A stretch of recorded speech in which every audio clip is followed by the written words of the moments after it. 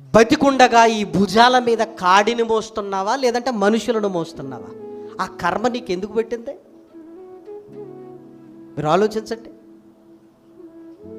ఒకరోజు కారులో తీసుకొని వెళుతున్నాడు.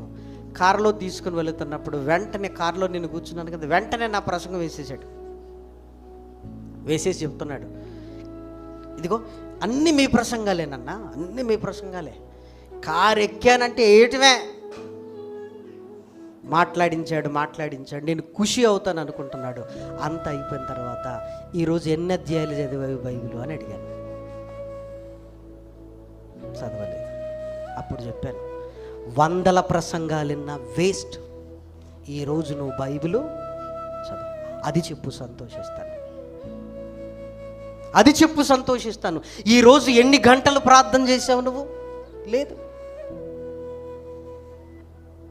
చూసావా?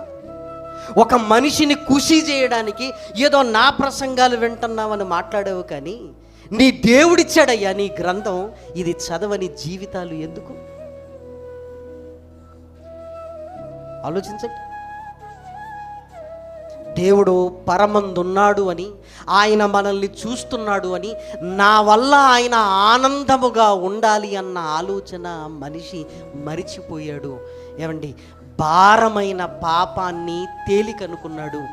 తేలికగా బ్రతకవలసే మంచి జీవితాన్ని ఏమనుకున్నాడు? అమ్మో ఇది నా వల్ల కాదు అనుకుంటున్నాడు. ఎలా మారిపోయాయి చెప్పండి జీవితాలు.